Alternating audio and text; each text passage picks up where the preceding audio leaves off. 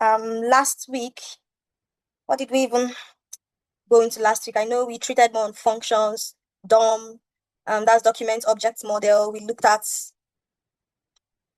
where's our slide from last week 10, yeah. So we mostly did functions and DOM manipulation, how to target HTML elements from inside JavaScript. Sorry, everyone can hear me and see my screen, right? Yes. Okay, thank you. So I know we looked at how to target elements right from inside your HTML code and style them in JavaScript or change them or get them to do something. So this week, we will just be going into arrays, objects, loops, classes. We're just going to be looking at what those things mean and just generally how to use them. So in today's slide, I'll just start presenting. Yeah. So welcome to week 11. We've made lots of progress and I'm really happy. I know that everyone is still following the videos at their own pace and trying to catch up, but I'm really happy with the progress we've made, at least in terms of the weekly classes and recording. And we have just 1 week to go. After this week 11, we have next week and we are done with our front-end program completely. So after that, I'm thinking to just give like a 3-week to 4-week break in between, just so that I can do mostly one-to-ones, hear people's opinions, see how they are getting on, and trying to build their project slowly. And after that 3 to 4 week mark, I'm expecting that everyone should have a GitHub profile and a project on GitHub at least. And I can look at it, I can pull it, I can run it, I can see everything you've done, and we are going to be moving into back end.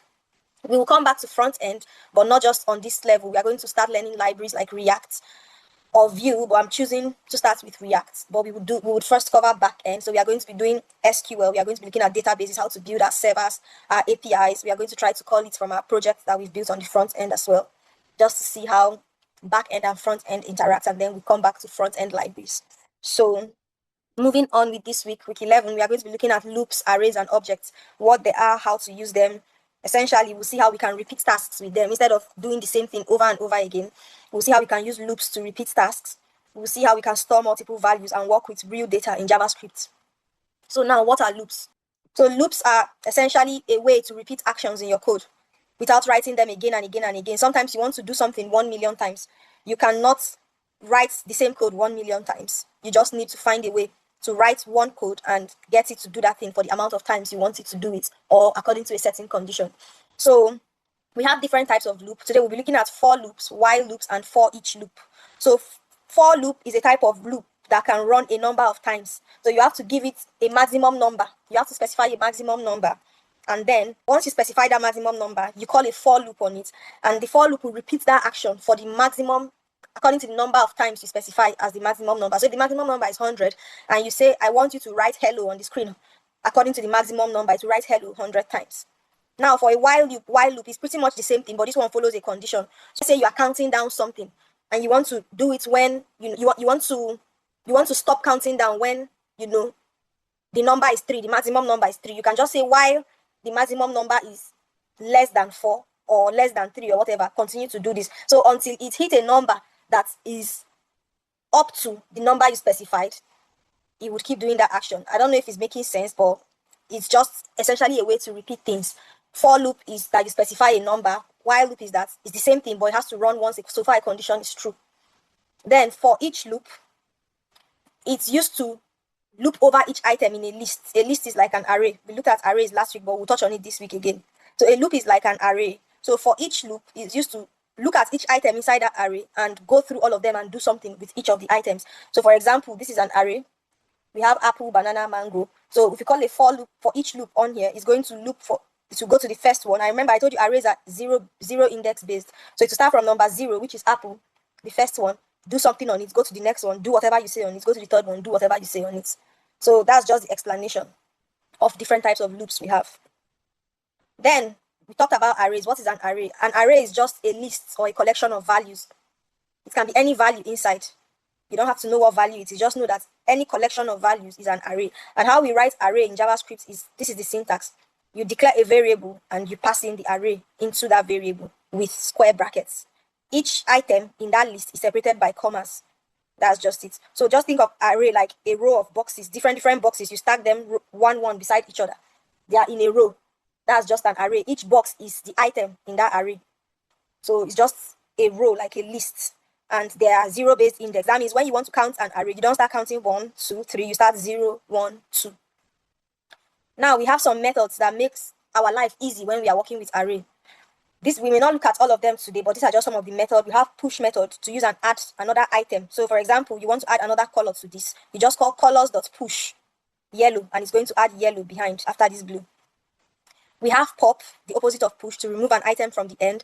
We have on shift. You can use it to add an item at the beginning. Remember, push adds an item at the end. On shift, we add it at the beginning of the array. Shift is to remove from the beginning. We have dot includes, which is to check if an item exists. If an array includes an item is included in an array. We have index of, to find the index of an array. That is the, whether is that particular, sorry, to find the index of an item in an array. So is that particular item in number 0, or is it in number 1, or is it in number 2? You can use index of. We have slice method. So you can use it to copy a part of an array out separately.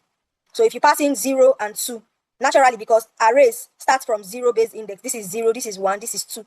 Assuming this list continues, it's just going to slice from 0 to 2 and keep that separately for you. So that's just slice method. We have splice. It's used to add or remove items at any position. We have join. You can turn an array into one string with join. So for example, this array I have now, if I pass colors.join, I can turn this red, blue, green, blue, instead of different items, I can just turn them into a string of a word without commas. It will just be red, green, blue. There are use cases for this, of course. So me explaining it, I'm sure you probably cannot imagine the use cases, but it's being used. And I'm sure one of either this week or next week, we are going to come across using at least one or two of these methods. We have reverse. So to reverse the array, so as I have red, green, blue, if I call colors.reverse to give me blue, green, red. We have sort, to sort items alphabetically. So we just have different methods, and they're already inbuilt in JavaScript. You don't have to write them. Once you call them, they will just perform that action on the array. Now, what is an object?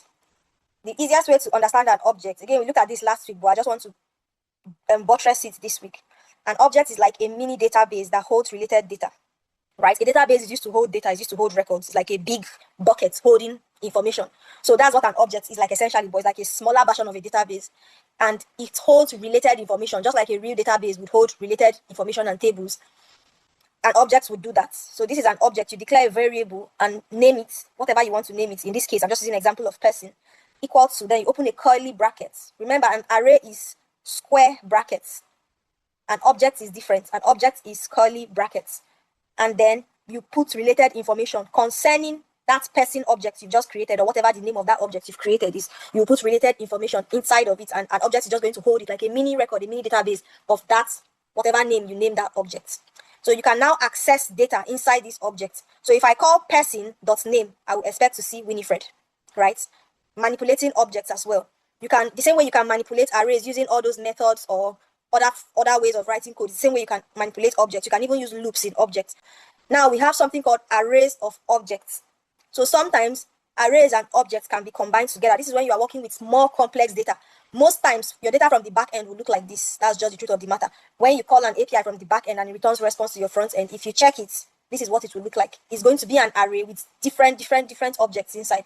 So for example, if you have a platform, right, maybe where you sell things on, and people can sign up and log in and buy things from that platform, in your database, you will have a customer table. Anybody that logs in or sign up on that platform, they will get stored in the customer table. When you are trying to retrieve that record, this is how it will come in, customers in an array, and each customer 1, customer 2, customer 3, and so on. So sometimes in the front end, you can use a for each loop. This is where you have to know the different types of loop you want to use. Now, if I want a page on my HTML where I can display a list of all my customers, I will just use for each customer, in this case, students.forEach. Maybe console all the students' name or display it on the page directly or something. We are going to see a little bit of this in our practice section. Now, let's revisit functions again, because I know I did functions last week, but there are different, more modern ways of doing functions now. So we've seen the basic function last week where I did function, the name of the function, if you remember, and I wrote whatever I wanted to write in between these curly brackets. But now, let's show arrow functions. Arrow functions are the more modern way of writing functions, and it was part of the things that were introduced to us in ES6 as well. So this is just the way of writing it. Instead of saying function, my function, you don't really need the function keyword anymore. You just use const. Give the name of your function as normal. Is equal to, this bracket is still the same way I said you can pass arguments here or not. So if there's no argument to pass, you don't have to pass an argument here. If there's argument to pass, you can always pass it inside and use the arrow sign and curly brackets and do whatever you want to do. So inside here now, this is just a shorter version as well of writing an arrow function, because everything I want to do is on one line. I just want to return hi and the person's name. I'm not doing multiple steps. If you're doing multiple steps, this is obviously the better way to write arrow functions. But if you're not doing multiple steps, you can just return everything on one line. Let's say you just want to return the user's name. That's it. So arrow functions are shorter, they are cleaner, and they are often used in modern code. And remember, we talked about, we are now focusing more on ES6 and above. Even from HTML, if you remember, we were focusing more on semantic elements. I talked to people about non-semantic elements, but it was just so that you have an idea when you see it, but not necessarily because it is best practice. I'm not asking that you guys dwell on the old way of doing things. So people use more of arrow functions now, unless in cases where you cannot use them. Now, let me introduce you guys to the this keyword. So in JavaScript, there's something called this keyword, and it has a lot to do with objects. Remember, we talked about objects initially. So in objects, this keyword refers to the object that a function is calling. Basically, I have an object called person. Inside my object, I have name, property, Winifred. I have greet property, but greet is a function. It's not a string, it's not a number, it's a function. Inside greet now, I just simply want to console.log, hi, I am name. Whatever is inside name, I don't know. I just want to console.log, hi, I am name. So now, you can say, hi, I am this.name. So essentially, the function is talking about the object, a property that is inside this object. So that's how you can use this. So if this object has other properties, you can use this.age, this, anything that the object has. So this just simply refers to the object that is calling the function. So in this case, person object is calling this greet function. And you can use this to refer back to that object. I know it's a little bit all over the place, but just try to understand the general idea. So now, if I want to use this function, if I call person.greet, it will basically return me, hi, I am whatever this.name is. It will go back and look for name object, name property inside the same object, and render that in here. Now we have something called constructors and classes. So they are essentially similar things, but constructors were previously before ES6. Classes now introduced a cleaner, more modern way to do it. So a constructor is essentially a special type of function that is used to create multiple similar objects. So example syntax is you write function, person, let's say that's the name of your function. And anywhere you call that function, you will pass in the name and the age of the person. So to create this special function, this special constructor function, you just call the keyword function, the name of the function person, pass in the parameters, and then call the parameters inside here. This.name is equal to the name that is coming in. This.age is equal to any age that is coming into this function, anywhere it's being called. Then there is a this.greet function, and it's simply returning hi and referring to name. I'll just give you another example. I know it's a little confusing. So for example, when you want to use this person constructor now, you can just call const. So remember, we said a constructor. Remember, I'll just keep this in your head. A constructor is a special type of function, and you can use it to create multiple similar objects, right? Okay, so let's say we created this our constructor here. You can now use this constructor multiple times and pass in different name and age, and it will keep creating that person. It will keep creating a new person each time. So you don't always have to write. Let me go back to the example of that object. Yeah, you don't always have to write this every time for a new person. Like this whole let person Winifred age this job that. You don't always have to write it. You can just create one constructor function, construct the properties you want to be inside, maybe name, age, whatever, right? And then use that constructor function. In this case, we call it person. Wherever you want to create a new person object, you just call new the name of your constructor person and pass in the name and the age. In this case, it's just name and age we are using. Passing the name and the age. And each time it will recreate a new person, just like that one you saw in the previous slide. Let person name Winifred, age this, job that, right? So each call to new person would create a new person entirely with the same structure, name and age in this case. Inside the constructor, this, again, just like the previous, this keyword we explained, this refers to the objects being created. So just like before when I explained this in an object, we said this keyword refers to the object that is calling a function. So person is calling greet. So this keyword refers to the person object. So you can say person dot anything. At this point, you can say person dot anything. So it's the same way in constructors as well. Inside a constructor, you can use the this keyword. This also refers to that person object, or whatever the name of your object is. This refers to that person object. And you can call any property with this dot whatever properties is inside this object. So just so that anytime you hear this, it refers to the object. Anytime you hear this, anytime you use this keyword, you're referring to the object that you created, whatever the name of that object is. Whether it's a basic object like this, or whether it's a constructor object like this, you can always use this keyword to refer to that object and access any properties in that object. So, drawbacks of constructors and why people prefer to use the modern one, classes now. So methods are duplicated for each object. So your syntax is harder to read because, come on, just look at this. Like, personally, I don't find it easier. It's not as structured for large projects. So the larger you work, you find it more difficult. And I mean, it's still supported in older code bases though. So if you find yourself working in maybe a company where they still use really old code, maybe it's still useful to them. They don't know how to change it. They've not worked on, rewriting all their code bases. You might find yourself using constructors. So that's why I think it's important to cover. ES6 classes, which is ECMAScript 2015. We talked about this in our first JavaScript lecture. It provides a cleaner and more modern way to define object templates, right? So the syntax, just like constructor, is a function. You say function, the name of the object. In this case, we're using person as the example. You just say class, person, and open this curly brackets for an object, right? And then you can now construct the object inside here.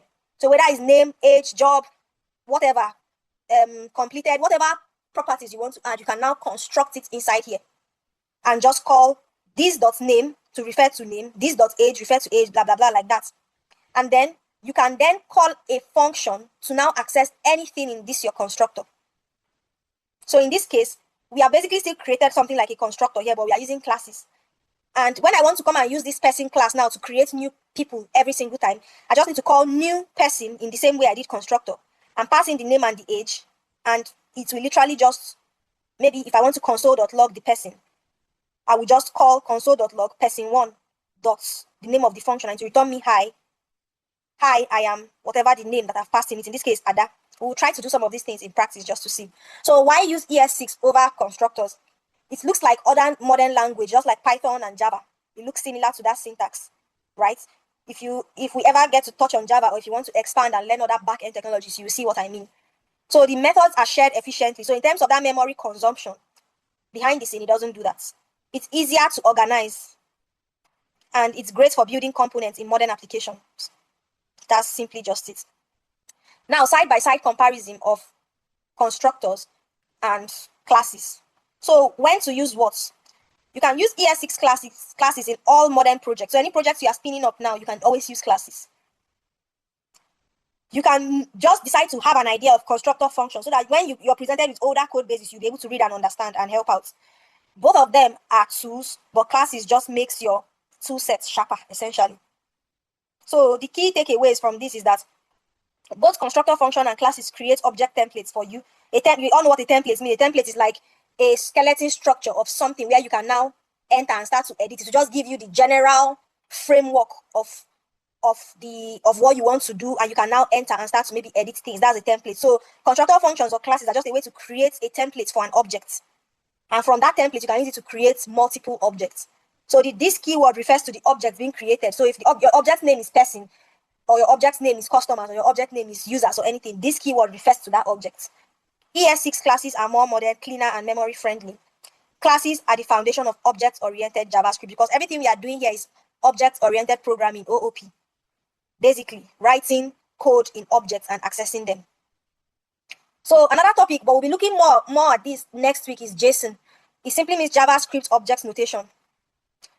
It looks like an object. That's why in the name object is there. It's an object notation. But it's more used when you are now dealing with backend. So when you are sending and receiving data between server and clients, that's when we will look more at JSON. It's common in API, servers, and in storage. But that will be topic for next week and then backend. So we are going to start the practicals now. So far, this is what we still have. From last week, we were just playing around. We did things to, change our image on double click, toggle our introduction to hide or open it, change the heading to a different color. When I hover, it should also show a different color. Like when the page loads, obviously it's this, but when I hover, it changes to pink. When I hover this, it changes to green. It changes to green. So simple random things. Nothing. I don't even necessarily like them. If I'm being fair, I feel like it's not following the color scheme, but it was just for show. That's why we did date and time as well. Date and time functions. Everything is inside our index.js file. all the time functions we did, everything is inside our index.js. So when you get to this part of the class, you'll see it. Even on my GitHub, I always push, so it's there right now. So the only thing I've added is 3 more images because I'm creating a new HTML page today. And that's why you're seeing 3 Git changes. It's just images. So the page I'll be creating is photographer.html. I don't know a better name to give it, so why not? So let's just start building out the basic structure. Doc type HTML, then head. Inside head, we can have our title.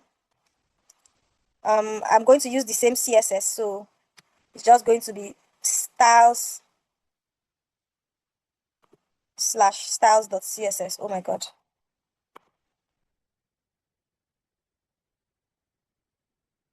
Yeah, this is our CSS file. Yeah, it's linked properly. We're going to have our meta. I'll just let the assistants do all of this, to be honest. Keywords, author.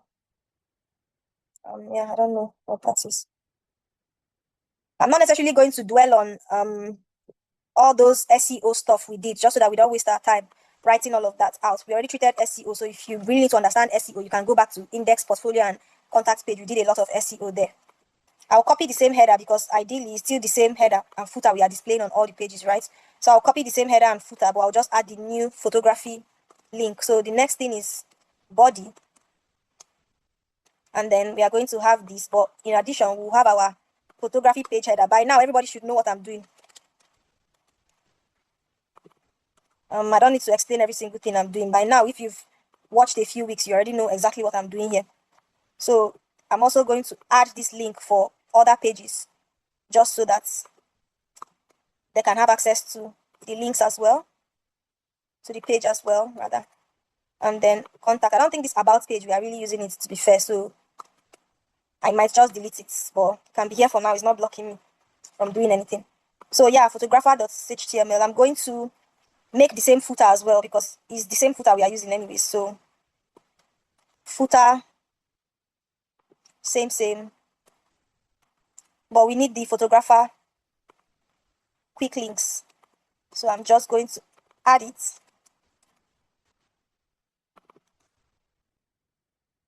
And then I'll add it to our portfolio index and contact page as well.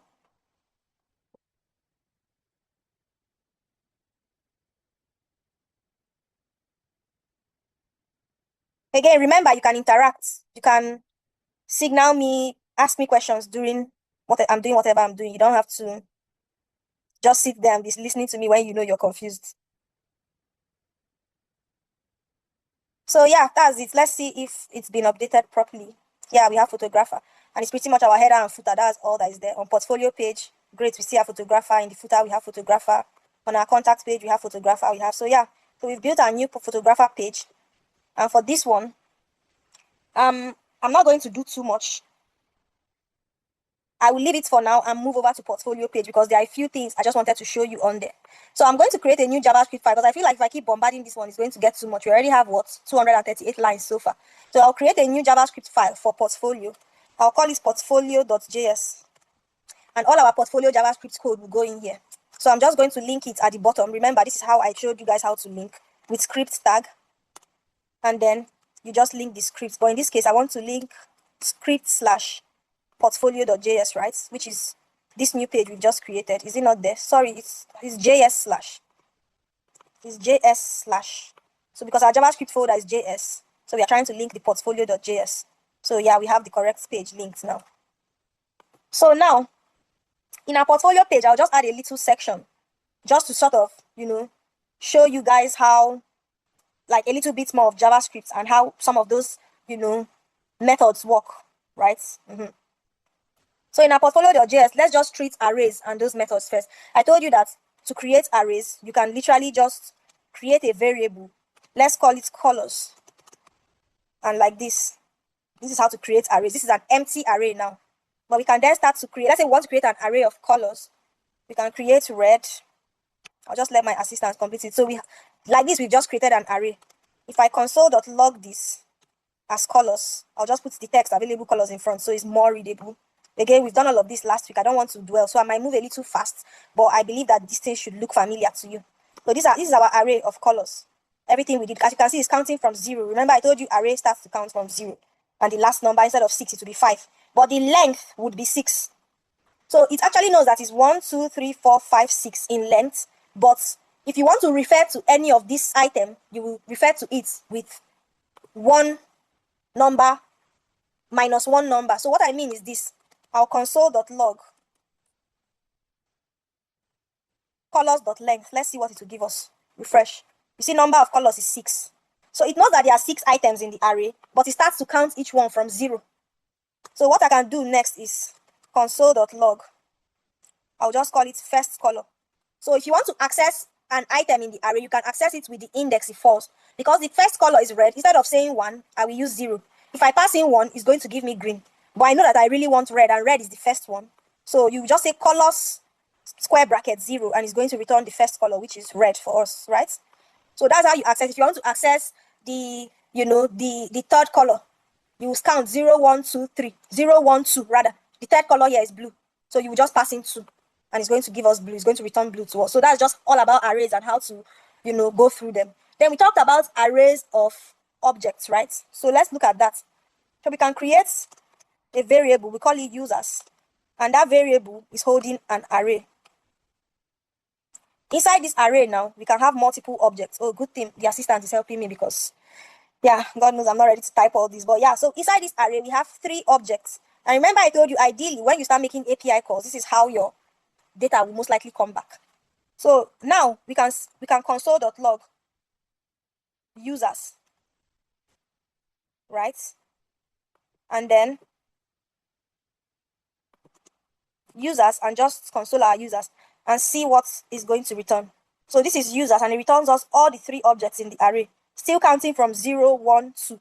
So you see that array, any item you put in an array, whether it's just a string like this red, green, blue, or whether it's an object you put inside, or whether it's a number you put inside, it will give them an index starting from 0. That's just it. So I can even do like, okay, I already did. I wanted to show you length. So you know that the length is going to show you the actual number of the length of things inside. So let's try some other array methods. Let's do users dot. Actually, I'll just them a variable. Let's user push. I'll just call it that. Is equal to. Actually, you know what? I don't even need to create new variables for them. I think it will work this way.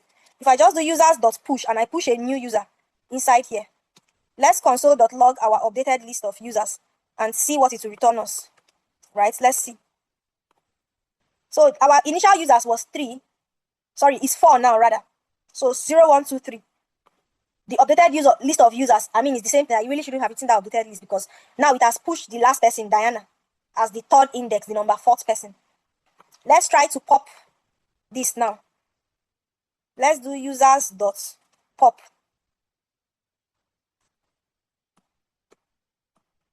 And then let's see what it looks like after removing the last user. So, did I not save? Control S. Yeah, so after removing the last user, see, we are back to 3. Diana has gone off. I'm not going to dwell too much on them. I'm just going to show you a few. Let's do shift. Users dot shift. Let's see what happens as well. So we had Alice initially. Let's see if there's still an Alice. So you see Alice has been removed. So pop we remove from the end of the array. Shift we remove from the beginning of the array. We have on shift, we have splice. On shift is just going to add, but from the beginning. Remember, push added to the end. On shift is going to add from the beginning. So we now have if again in the beginning. Let's look at 2 more use cases. We have users dot splice.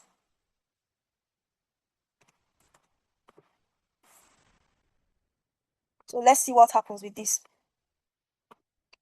So as you can see, we have only Eve and Charlie. And if you study this well, it literally removed 1 user from index 1. That is 1, 1. So you're asking it to remove only 1 user from index 1. And remember, index 1, if we are counting like the way we count array, this is 0, 1, 2. So initially we had Eve, Bob, and Charlie. So it's essentially removed Bob because Bob is 1, Eve is 0, Bob is 1. You removed 1 user from index 1. So you can ask it to remove one item at index 2, remove one item at index 3, remove one item at index 4. So let's try to remove another item at index 2 and see. But honestly, I feel like I need to add more users for us to really get to see this in action. Yeah, let's just have these 5 users. So what did we pass in? We passed 2 and 1. So essentially we are saying remove one item at index 2. Remove one item at index 2. Remove one item at index 2. So index 2 in this case would be our, I'll just comment this out so that it doesn't keep changing the way our array is behaving, right? So let's just refresh. Minus save. Console.log users. I'll just comment this out as well. I just want to see just the users here. So we have our 6 users. So we are saying remove one item at index 2. This is index 2. So if I bring back that function, we are expecting to not see Charlie anymore because we are saying remove one item at index 2. So let's see if that works for us. So now Charlie is off because Charlie was in index 2. So we just have different methods for arrays. You can go back to that list in the slide once I upload the video and just see all the methods we have, play around with it, do different things on them. Just generally see how they work. And we have other methods as well. So we have like, so these methods now, they are called modification methods because they are used to modify things essentially. So these are, I'll literally just write it here so that when I push, you guys will know the different types of methods. So all these push, pop, shift, unshift, splice, they are called modification methods. They are used to modify things. So we have some other methods for searching and filtering. So these ones, let's treat searching and filtering methods. These are all array methods. Searching and filtering methods. So now we can do, let's just say let's senior, a variable. And in this variable, I just want to do users dot find. Inside here, and I want to say find the user where the user dot age is greater than 30. Now console.log senior for me. So I'm expecting that any user that their age is greater than 30, those are the only people that I want to find. Let's see what that looks like. So now we have Charlie, 35. So it's finding us the first user where the age is greater than 30. We have 6 users. First one is 30, it's not greater than 30. So obviously Alice will not come back. Bob will not come back. Charlie is greater than 30. Once he finds this, he's going to return that for us. Now we have another method. Let's use let's say let's under 30. Let's do under 30 now. Users dot filter. Filter the user where the user dot age is less than 30. Let's see what that brings back for us. I'll just comment this out because I feel like anyone I'm doing is like affecting the previous one. So now it's brought out all the users for us that are under 30, which is Bob, Eve, and Frank.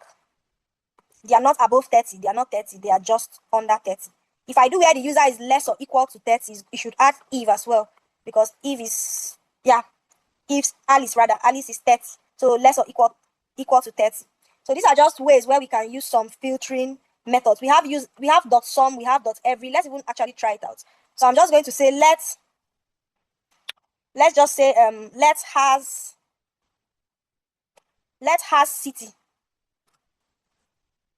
So I'm just going to say users dot sum, right?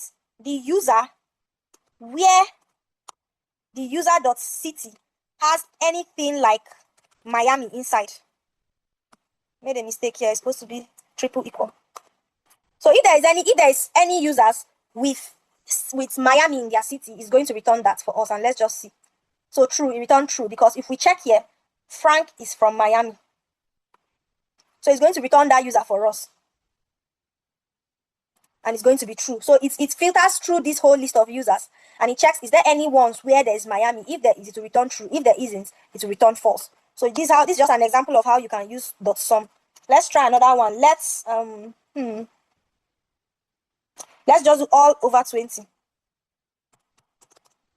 Let's just say user dot every user now, where the user, so for users, users is the name of our array. Users dot every. Go through the users array, find me the users where the user dot age is greater than 20. So remember, the first one we did, it just brought us only the first user. Dot find will bring the first record that meets the criteria. But dot every would go through the record, check if everything on that item meets that condition. If it does, it will tell you yes, it does, which is essentially true. If it doesn't, it will tell you no. So if any of these users is like, let's put 2 and see for Eve. Now it's false because at least one of the users did not meet the criteria. But yeah, we'll change it back to 22. So these are just some modification methods of arrays. So we have another one. Sorry, is it modification? Search and filtering method. Modification is push and pop and the rest. So these are search and filtering methods. We have transformation methods as well. We have some transformation methods. For this one, I will just say let names be equal to users dots. Now, this is a very important method in JavaScript, array method map, right? You can use this map method to map out a list of the users and return anything you want to return. So I'll just say users.map. For every of the user, return me the user.name. That's just it. So I'm using this to transform my array and just return only the names of the users. So let's see what it brings back. Now we can see we have just Alice, Bob, Charlie, Dave, Eve, Frank. So I just used it to transform this whole array and return only the name properties of each object. Let's look at one more. I'm not going to do too much on transformation. Let's just do total age. Let's see. I'll use another array method here.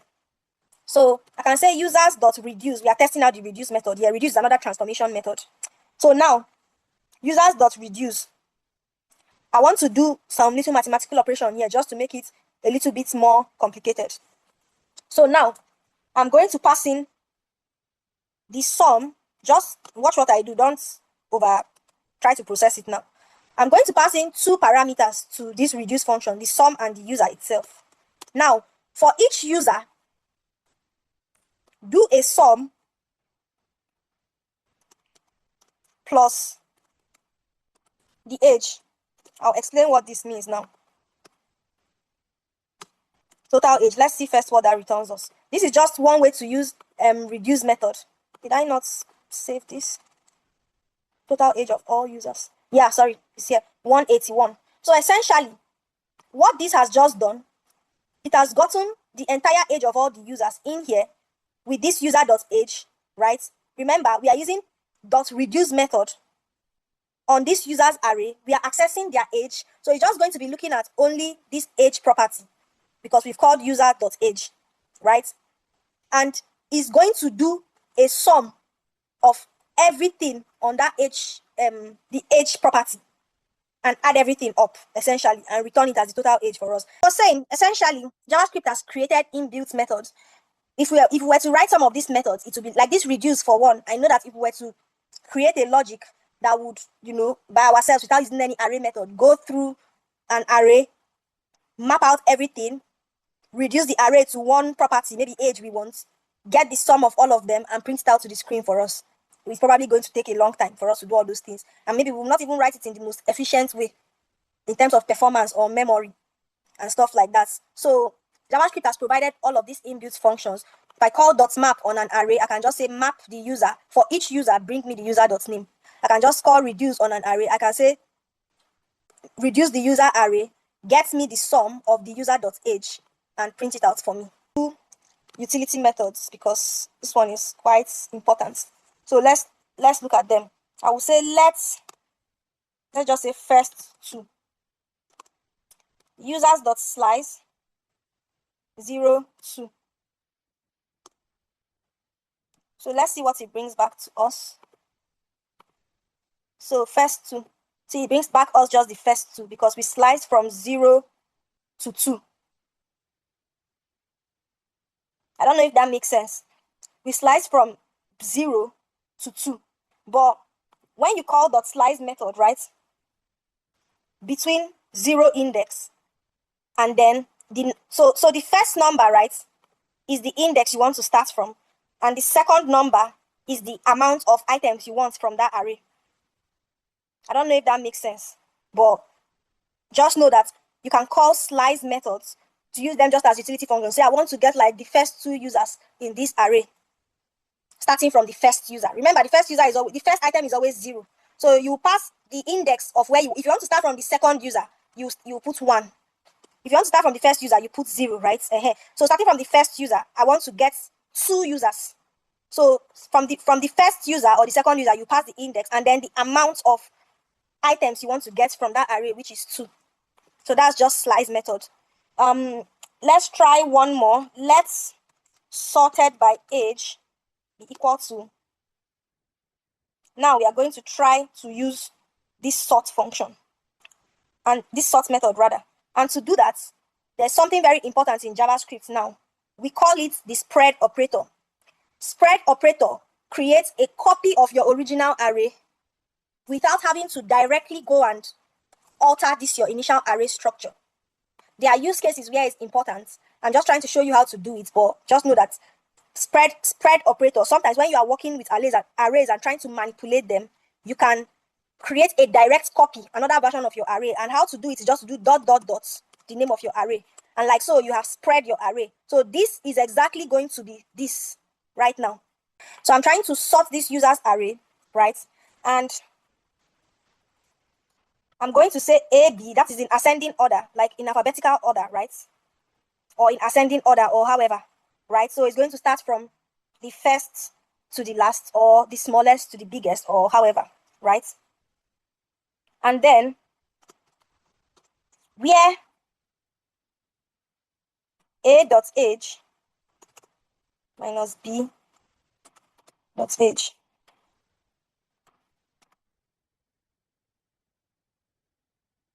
So it sorted all of them by age. So right now we can see that our original array, it was according to how we put them, but our new array has sorted them by age. Essentially, we just passed in a .sort function. This is the syntax. First things first, we try to spread our array, right? Because sometimes you don't just want to directly alter your original array. So you spread it to create a new copy, then sort on that new copy, right? Sort in any order you want to sort. So A and B are the two parameters, being like largest, smallest, and largest, something like that. And then we are sorting by the age, essentially. This syntax here, that's like a.age minus b.age, is just saying sort from smallest to biggest. That's just pretty much it. So I think that should be all with our methods. I just wanted us to have a way of, understanding some of these things. I can even uncomment them just so that they are not sitting like random comments in our code base, because they are actually all useful stuff that we need to, be looking at. So I've uncommented them all.